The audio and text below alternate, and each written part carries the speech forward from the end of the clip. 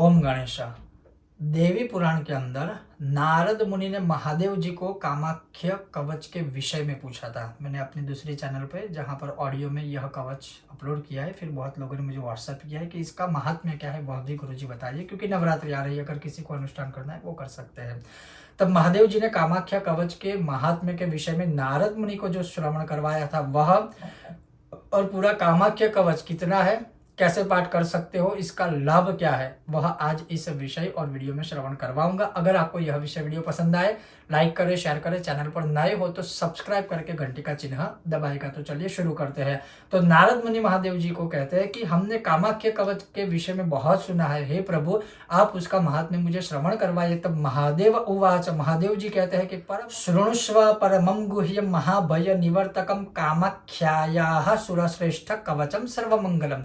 महादेव जी ने तब कहा कि भगवती कामाख्या का यह जो कवच है वह महाभय को दूर करने वाला है, महाआपत्तियों से मुक्ति दिलाने वाला है, मंगलदायक है, सर्वमंगलदायक है, जिसकी कृपा स्मरण मात्र से ही हो जाती है। और इस कवच के स्मरण मात्र से ही, जैसे लिखा है देवी पुराण में कि योगिनी डाकिनी गण विघ्नकारी राक्षसी या राक्षस बाधा उत्पन्न करने वाले अन्य उपद्रव, भूख प्यास निद्रा तथा अन्य जो भी विघ्न देने वाले तत्व है, नेगेटिव, जो हमें दिख नहीं रहे हैं लेकिन असर हो रही है, इन सभी को इस कवच के स्मरण मात्र से ही तत्काल रूप से वह नष्ट हो जाते हैं और मनुष्य भय रहित होकर तेजस्वी भैरव तुल्य हो जाता है।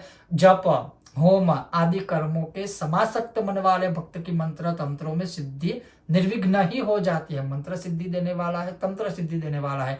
इतना महान यह रहस्य है और इतना महान यह कवच है।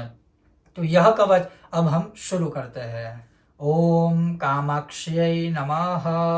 ओम प्राच्यं रक्षतु मे तारा कामरूप निवासिनी आग्नेयं षोडशी पातु यं यं धूमावति स्वयं नैऋत्यं भैरवी पातु वारुण्यं भुवनेश्वरी वायव्यं सततं पातु छिन्नमस्ता महेश्वरी कौबेर्यं पातु मे देवी श्रीविद्या बगलामुखी ऐशान्यं पातु मे नित्यं महात्रिपुरसुन्दरी ऊर्ध्वं रक्षतु मे विद्या मातंगी पीठवासिनी सर्वतः पातु मे नित्यं कामाख्या कालिका स्वयं ब्रह्मरूपा महाविद्या सर्वविद्यामयी स्वयं शीर्षे रक्षतु मे दुर्गा भालं श्रीभवगेहिनी त्रिपुरा भ्रूयुगे पातु सर्वाणि पातु नासिकं चक्षुषी चंडिका पातु श्रोत्रे नीलसरस्वती मुखं सौम्यमुखी पातु ग्रीवं रक्षतु पार्वती जिह्वं रक्षतु मे देवी जिह्वा ललन भीषणा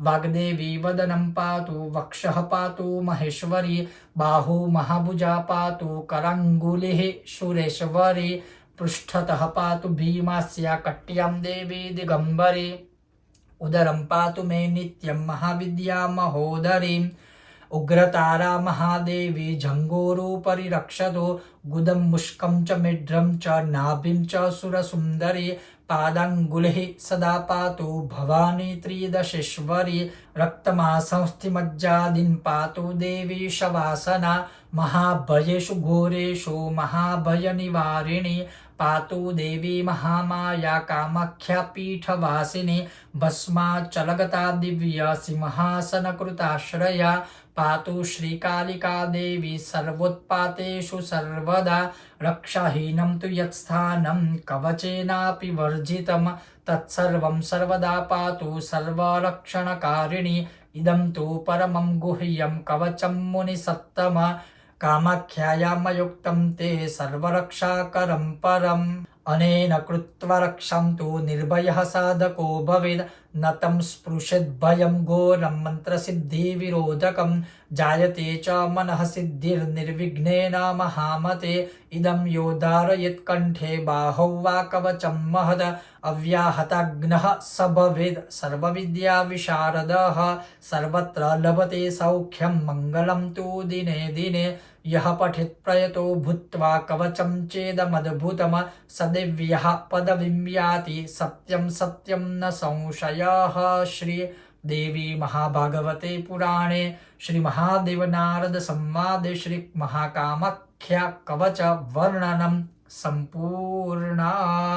तो यह कवच है और इस कवच के महात्म्य में अंतिम 4-5 श्लोकों में कहा है कि इस कवच को कोई भी मनुष्य मुखपाठ करके इसका पाठ करता है वह निर्भय हो जाता है, कोई भी मंत्र सिद्धि की कामनाएं है वह सिद्ध हो जाती है।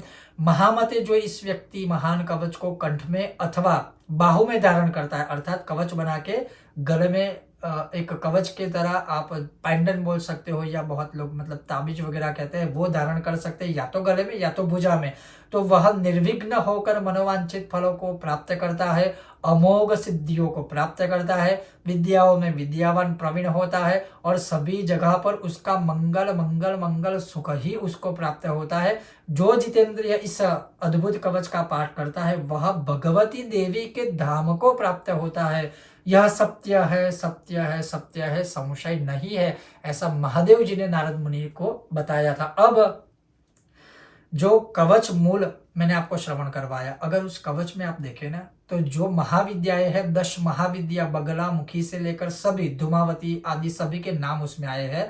और वह सारी देवियां जो है, जो उग्र देवियां बोलिए, सात्विक देवियां बोले, या रक्षा करने वाली जो देवियां है ऐसे तंत्र मंत्र आदि से, वह सभी देवियां हमारे हर एक अंगों की रक्षा करें, ऐसी इसमें इसका अर्थ होता है, ऐसी इसमें भावना है।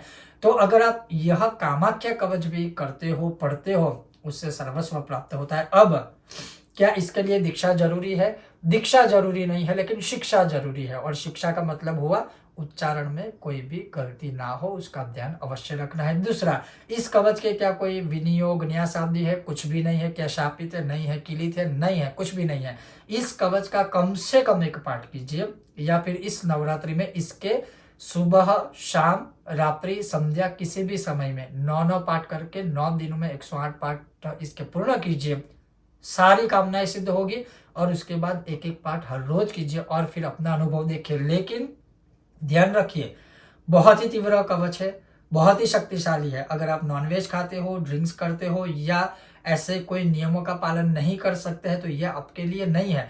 कभी कभी ये होता है कि एक साइड हम ऐसे पाप करते हैं, दूसरी साइड ऐसे महान सिद्धियों देने वाले कवच पूजा पाठ करते हैं, फिर हम ही कंप्लेन करते हैं कि इसका फल क्यों नहीं मिलता, इसका फल कहाँ से मिलेगा। एक साइड इसका जो आचरण हमें करना चाहिए वो हम कर नहीं रहे तो फल नहीं मिलेगा, ऐसा ही इसमें होता है। लेकिन कहने का तात्पर्य है, अद्भुत कवच है, अनुभव आप कर सकते हो। बहुत जल्द मिलेंगे नए विषय और वीडियो के साथ, तब तक आप देखते रहिए कर्मकांड बाय आनंद पाठक मेरे साथ।